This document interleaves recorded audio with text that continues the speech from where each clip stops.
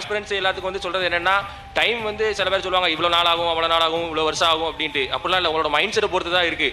உங்களால் நீங்கள் எவ்வளோ நேரம் படிக்க முடியும்னு நினைக்கிறீங்களோ அவ்வளோ தூரம் படிங்க. டைம் வச்சு படிக்கணுன்ற கான்செப்ட் வந்து சில பேருக்கு இருக்கும். ஒரு நாளைக்கு இத்தனை மணி நேரம் படித்தா போதும், அத்தனை மணி நேரம் படித்தா போதும் அப்படின்லாம் நினைப்பாங்க. டைம் வச்சு படிக்கிறது வந்து ஒவ்வொருத்தரோட தனித்தன்மையை பொறுத்து தான் இருக்குது. கடமைக்கு 8 மணி நேரம் படிக்கணும், 6 மணி நேரம் படிக்கணுன்ற மாதிரி இல்லாமல் நீங்கள் உங்களை சரி புக் எடுத்துகிட்டு படிக்கணுன்ற ஒரு மைண்ட் செட்டில் வரும். உங்களால் எவ்வளோ படிக்க முடியும் அவ்வளோ தூரம் படிங்க. ஒரு அளவுக்கு மேலே மைண்டில் வந்து நிற்க மாட்டேங்க, மறக்குதுன்னா புக்கை மூடி வச்சுட்டு ஒரு 1 மணி நேரம் 2 மணி நேரம் கழிச்சு திரும்ப புக்கு தராங்க. அப்புறம் வேறு என்ன சொல்லலாம் அப்படின்னா, ஒரு நாளைக்கு 3 சப்ஜெக்ட் எப்படியாவது கை வச்சுருங்க. தமிழ் கட்டாயம் வந்து எல்லாரும் ஒன்று காலையில் படித்தா வந்து டக்குனு ஈஸியாக மைண்டில் இருந்தால் காலையில் படிங்க. இல்லாட்டி வந்து நைட்டு தூங்க முன்னாடி தமிழ் பார்ப்போம்னா தமிழ் பாருங்கள். மேக்ஸ் தூக்கம் வர டைமில் பாருங்கள். தூக்கம் வரும்போது செஞ்சு பார்க்கும்போது தூக்கம் போயிடும். சோசியல் சயின்ஸ் அப்புறம் வந்து 3ஆவதாக எடுங்க, கடைசியில் 4ஆவதாக சயின்ஸ் எடுங்க. எல்லாமே ஸ்கூல் புக்கை பேஸ் பண்ணி தான் வந்து மேக்ஸிமம் டிஎம்பிசிக்காரங்க கொஸ்டின் எடுப்பாங்க. ஸ்கூல் புக்கை படிங்க. ஸ்கூல் புக்கை படிச்சுட்டு மற்ற புக்குங்கனாலுமே பாருங்க. கரண்ட் அஃபேர்ஸ் ஒன்றுக்கு மட்டும் நீங்கள் வெளியே போங்க. பாக்கி எல்லாமே இருக்கிறது ஸ்கூல் புக் தான். இன்டெப்த்தாக இப்போ கேட்க ஆரம்பிச்சிட்டாங்க. அதனால் வந்து படிக்கிறது எவ்வளோ தூரம் வந்து நமக்கு வந்து அண்டர்ஸ்டாண்ட் பண்ணி படிக்க முடியுதோ அவ்வளோ தூரம் நமக்கு ரொம்ப நல்லது. இங்கே இருக்கிற எல்லாருமே நமக்கு காம்படிட்டர்ஸ் தான்.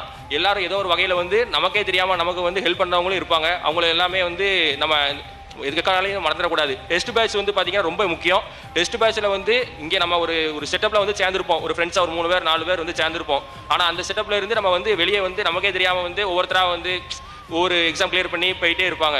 நமக்கே தெரியாமல் ஒரு செட்டு வந்து இங்கே வந்து அமையும். அந்த செட்டு வந்து பார்த்தீங்கன்னா கண்டிப்பாக உங்களை அப்பாயின்மெண்ட் எடுக்க என்றைக்குமே கூட்டு போயிடும். நாங்கள் ஒரு 3-4 பேர் சேர்ந்து டெஸ்ட் பேட்சில் வந்து இங்கே அறிமுகமே இல்லாமல் வந்து இங்கே புதுசாக வந்து அறிமுகமான நபர்கள் இருக்கோம்.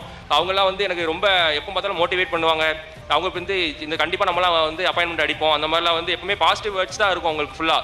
உங்களோட செட்டு நீங்கள் சேரதை பொறுத்து தான் வந்து எவ்வளோ சீக்கிரம் நீங்கள் அப்பாயின்மெண்ட் வாங்குறதுன்றது அமையும். அதே மாதிரி எங்கள் செட்டில் வந்து நாங்கள் ஒரு 3-4 பேர் இருந்தோம். அதில் இப்போ 2 பேர் அப்பாயின்மெண்ட் ஆயிருக்கோம். இன்னும் 2 பேர் வந்து பார்த்தீங்கன்னா இப்போ வரக்கூடிய கால் பேரில் கண்டிப்பாக அப்பாயின்மெண்ட் ஆவாங்க. ஸோ அவங்களாம் வந்து ரொம்ப நான் இந்த நேரத்தில் வந்து நினச்சி பார்க்குறேன். வேறு பார்த்தீங்கன்னா இது வரைக்கும் வந்து லட்சுமணகுமார்ன்ற என் பேர் தான் எனக்கு அடையாளமாக இருந்துச்சு. இனிமேல் நான் பார்க்க போகிற வேலை வந்து எனக்கு இன்னும் வந்து பெரிய அடையாளத்தை வந்து ஏற்படுத்தி தரும்ன்ட்டு நான் நினைக்கிறேன். அப்புறம் வேறு என்ன சொல்லலாம் அப்படின்னா, நான் ஒரே ஒரு கான்செப்ட் தான் வந்து லைஃப்பில் நான் ரொம்ப நம்புவேன். என்னென்னா, எந்த ஒரு விஷயத்துக்கு நம்ம வந்து உண்மையாக இருக்கோமோ அந்த விஷயம் கடைசி வரைக்கும் நம்மளை கைவிடாது. அதனால நான் வந்து காலேஜ் படிக்கும் போதே பார்த்தீங்கன்னா எங்கேயாவது கவர்மெண்ட் ஆஃபீஸ் வந்து கிராஸ் பண்ணி போகும்போது நினைப்பேன், என் ஃப்ரெண்டு பின்னாடி உட்காந்துருப்போம் பைக்கில். அவன்கிட்ட நான் சொல்லுவேன், இந்த மாதிரி ஒரு ஆஃபீஸில் வந்து நம்ம வந்து கரெக்டாக போய் ஒரு நாள் வந்து வேலை பார்க்கணும் அப்படின்னு சொல்லி சொல்லுவேன். ஸோ கவர்மெண்ட் வேலைக்கு போகிறதே வந்து எனக்கு பெரிய பேஷனாக இருந்துச்சு. ஸோ அந்த கரெக்டாக காலேஜ் முடிச்சு வந்து ஒரு வருஷத்தில் வந்து ஃபுல் டைம் வந்து இங்கே தான் ப்ரிப்பரேஷனு.